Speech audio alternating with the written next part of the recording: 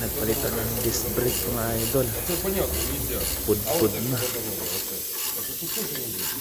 Nagpalitan ng ano. Nag-warning na sa dashboard natin mga idol. Oh. Talagang palitin na siya. Actually makapal-kapal pa naman siya pero hindi na pantay. Oh. Kaya nag-warning.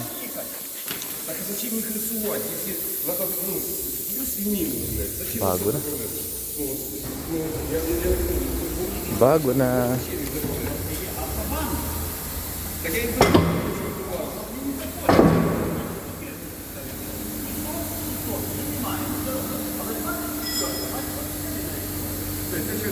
Ayan, tsaka magpapapalit nga pala tayo ng gulong din kasi nga may damage tong gilid-gilid nito mga idol. Ayan.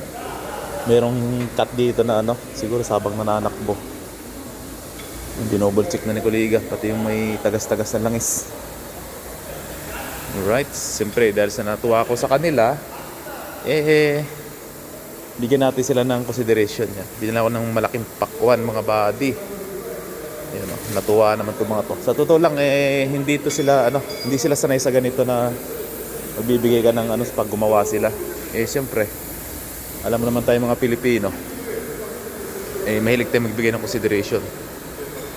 Para na rin, pasalamat natin sa kanila. Maayos nilang ginagawa.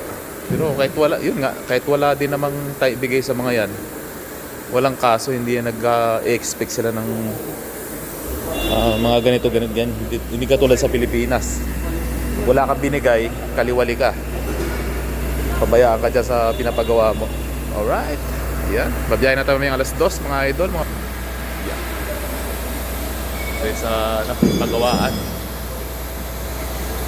Alas 2 ang alis natin kasi tapos ang track ban sa Poland nun. Pupunta tayong Germany ulit. At Netherlands yung aking deliver sa Lunes. Alright. Bye-bye.